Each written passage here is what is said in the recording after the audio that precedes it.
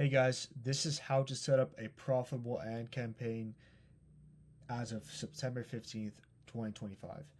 Now, as early as the beginning of the year, what people were doing, what I was doing as well, was what you would do is you would go into Ads Manager, you would set up a campaign, and you would put one ad per ad set, and you would test every ad individually to see what got the best result.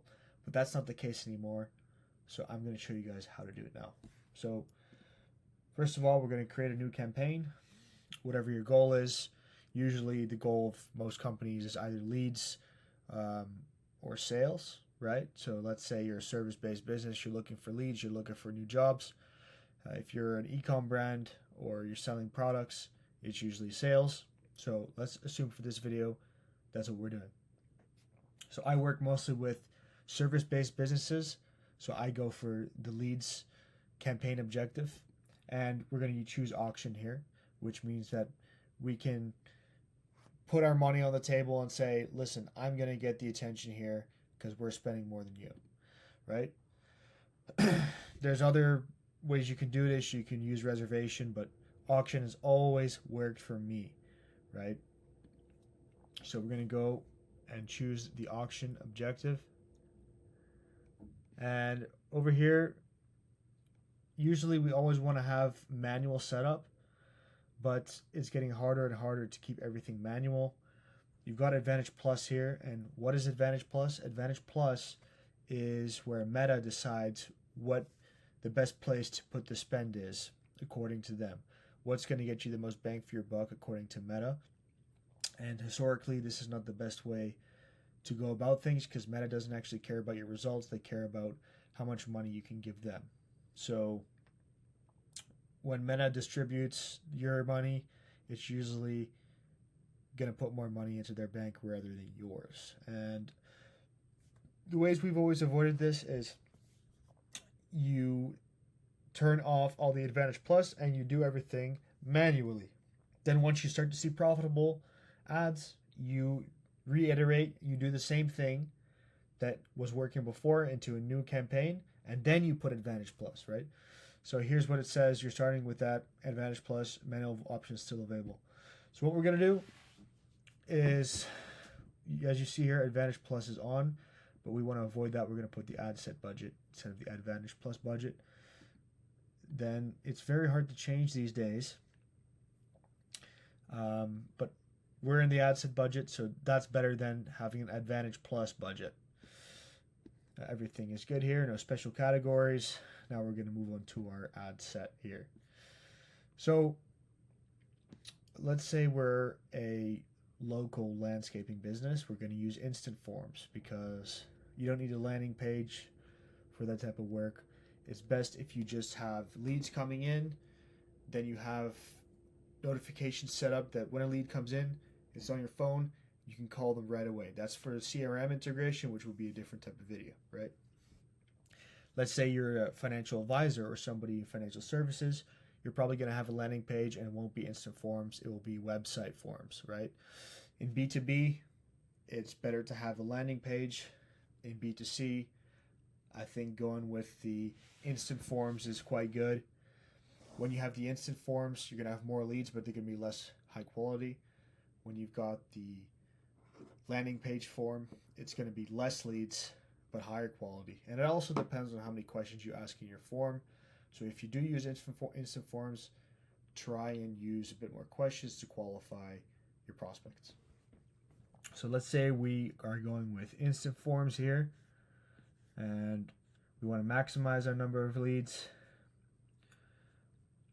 And we want to scroll down. We want to show more options. Standard delivery. Let's say budget of 25 bucks a day. I would say this is minimum. Usually people go for at least 40 bucks a day per ad set, right?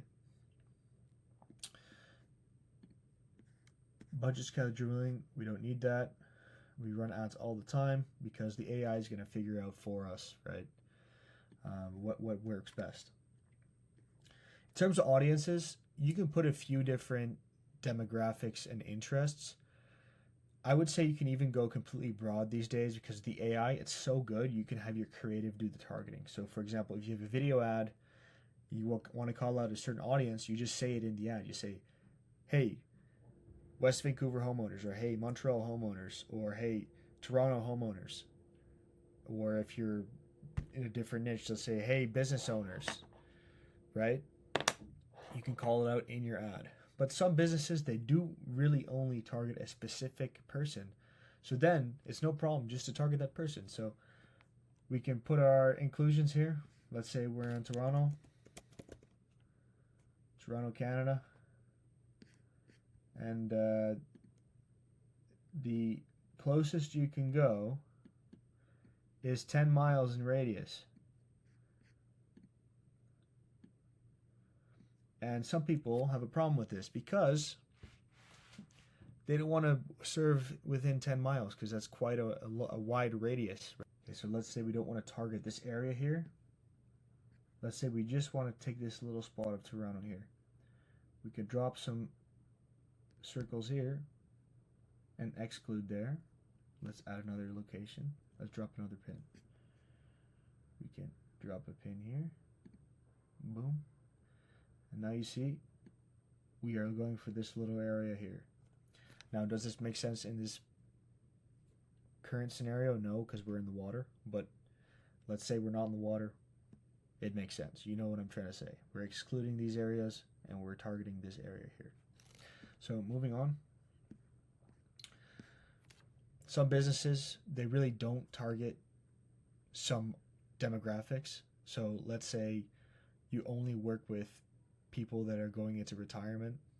You can target age, so you can go, let's say, 60 or 55 to 65 plus. And you only target people that are business owners, for example. You can add some interest there. Even though it's not really necessary anymore. You can do the targeting in your creative, right? So this is going to give you some basic estimates of what's going to happen, but you can just ignore that. So now what you're going to do is you're going to create ads. So next, we're going to go here and create some ads. And just like I've shown you earlier in the blueprint, which is coming out soon. So if you're seeing this, you're probably reading the blueprint. Hopefully you like it so far. We're going to add most likely 3 different reels and 2 different static images, right? Multi-advertiser ads, I don't like those because what it actually does is you appear alongside other ads. Like when you swipe on a story, you appear alongside other ads. So I don't really like that. So I usually turn those off. Carousel, it's unique. I like that. It's like when you can scroll over a picture. You know, on Instagram when there's multiple pictures, you swipe. That's what a carousel ad is. I do like to use those sometimes. In terms of location, in this case it would be the form, and you would create a form to your liking. So for example, it might be your name, your email, your phone number, and a specific questions about the type of service you need. And then you're going to upload your creative here, an image or a video.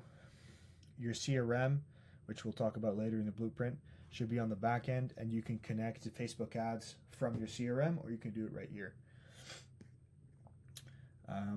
So once you add your creative, so let's just add something random. You can put your primary text, headline, description here, and choose a different word. And there are specific enhancements that they can give you. I like to turn most of them off, except music. I like to have music. What I don't like to have is all those weird enhancements and text improvements, because I've got my own text. I don't need other text, right? Music will be added if there isn't music already, so if it's like a static ad or something like that. Enhanced CTA is another one that I do like. So it will change the wording you see here of your call to action based on what they think will work. I think it's creative. I think it could work, right? But most of them aren't great, so I like to turn most of them off. So now we've got all that there. We can put our primary headline and description text and select our call to action here. You can actually add many different variations of text, but I don't do that because here's the thing. I want to test my creative. I want to test which creative does the best. I don't care about which text really does the best. The creative is the most important part. So I don't want the text to be what's making my ad perform better or worse. I don't want that to be a variable. So if I'm testing, let's say we make another ad here. I don't want them to be competing because of the copy. I want them to be competing solely on the ad, because that's what really matters at the end of the day. The creative is what matters. The psychology behind that is what matters, right? So let's say you have 5 different ones. Okay, so let's quick duplicate like 5 of them here. These ads are going to act like a mini funnel. If you talk to any expert these days, what they're saying is that instead of splitting it into different ad sets, which is what they used to do, right? They used to duplicate ad sets like this, and they would put 1 ad per ad set. So let's ignore that there are 5 here. They would put 1 ad per ad set and test them against each other, because each ad set has its own spend attributed to it. But that doesn't work anymore.